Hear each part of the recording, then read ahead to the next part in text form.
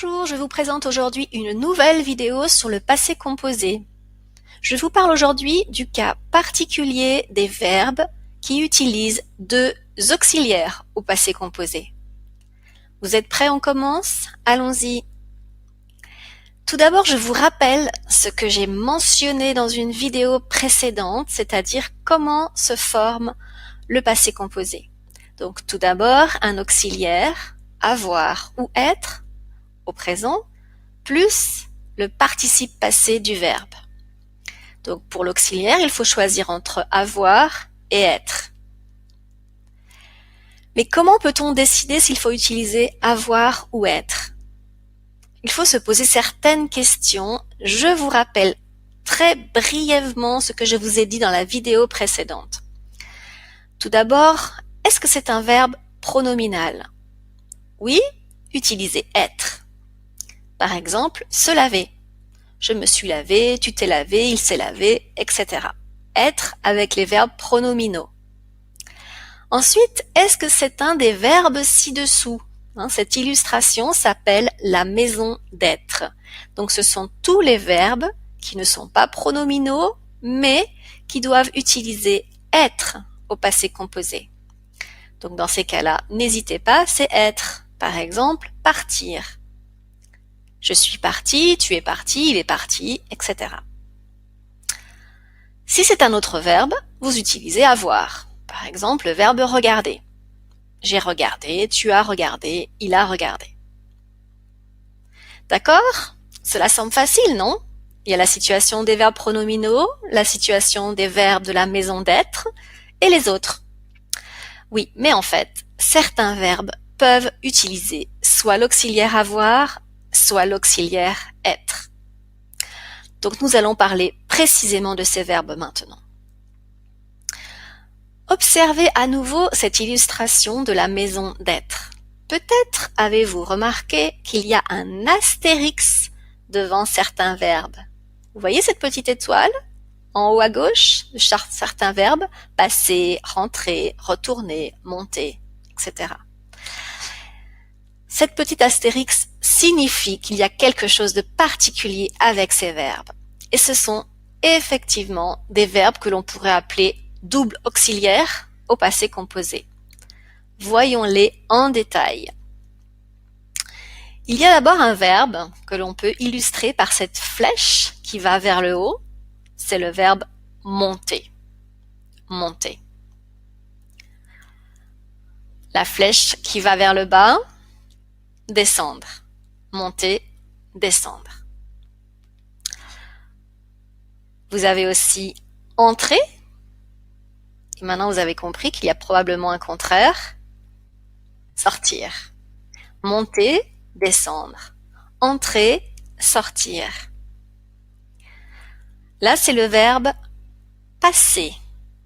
Passer. Et là, le verbe retourner. Donc, nous avons déjà 6 verbes. Monter, descendre, entrer, sortir, passer, retourner. Et ensuite, nous avons un verbe un peu particulier qui est demeurer. Nous avons donc 7 verbes. À ces 7 verbes, s'ajoutent les verbes que l'on construit en ajoutant le préfixe re. Par exemple, remonter, redescendre, rentrer, ressortir, etc. D'accord? Donc vous avez 7 verbes avec en plus ceux qui se construisent avec le préfixe re. Donc comment choisir entre être et avoir pour ces 7 verbes? Observez cette phrase. Marie a sorti les poubelles ce matin. Vous voyez en rouge que c'est un COD, complément d'objet direct. Complément d'objet direct. Dans ce cas-là, le verbe sortir va s'utiliser avec avoir. On dit que sortir est un verbe transitif direct. Il se construit avec un COD. Donc, quand vous pouvez poser la question « quoi ?»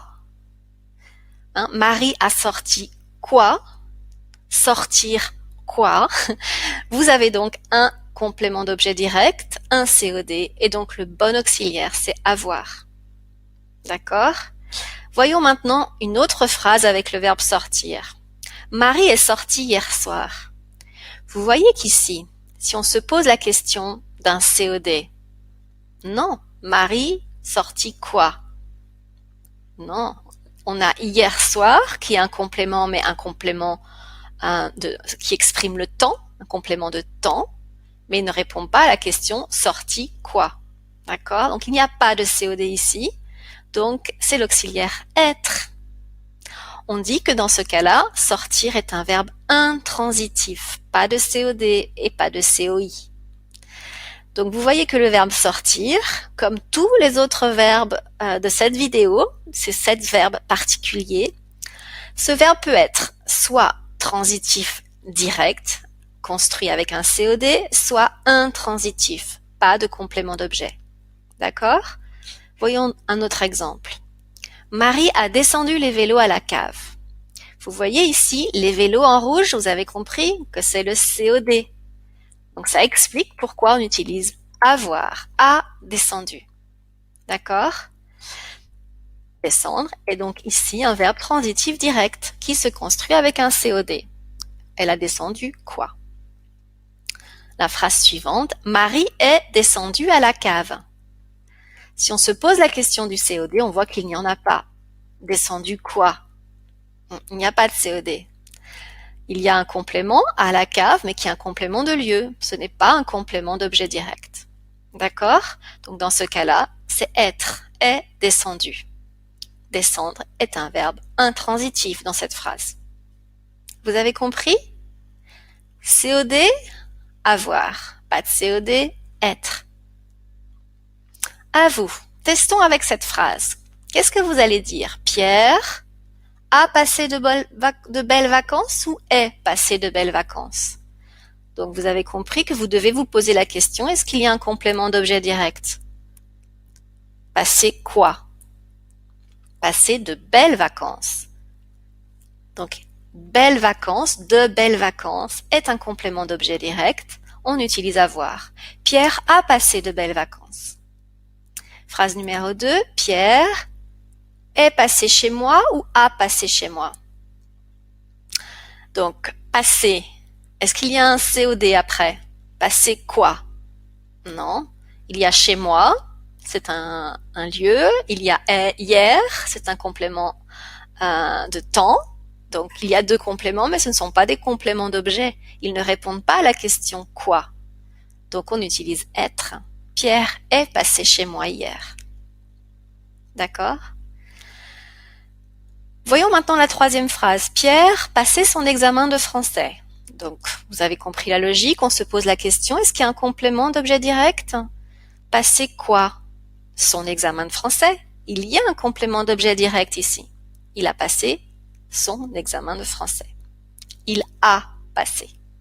Il a passé. Avoir avec un complément d'objet direct. Vous voyez que la première et la 3e phrase se ressemblent. Pierre a passé quoi? De belles vacances. Pierre a passé quoi? Son examen de français. La 2e phrase est complètement différente. Il est passé chez moi. C'est comme si on disait il est venu chez moi. Vous voyez? C'est clair? On continue avec un cas particulier. Vous savez que la langue française adore les cas particuliers. Demeurer. Donc il est particulier parce que ce verbe a 2 sens différents selon le choix de l'auxiliaire. Avec être, il signifie rester. Marie est demeurée sans nouvelles de lui. Ce qui signifie Marie est restée sans nouvelles de lui. Avec avoir, demeurer signifie vivre, résider dans un lieu. Marie a demeuré 3 ans à Paris. C'est comme si on disait Marie a vécu 3 ans à Paris, a résidé 3 ans à Paris. D'accord? Sachez qu'en fait, ce verbe est un verbe assez soutenu. Disons que dans les 2 situations, le verbe rester est plus courant. Le verbe vivre est aussi plus courant. D'accord? Donc, on considère que c'est du français un peu plus soutenu.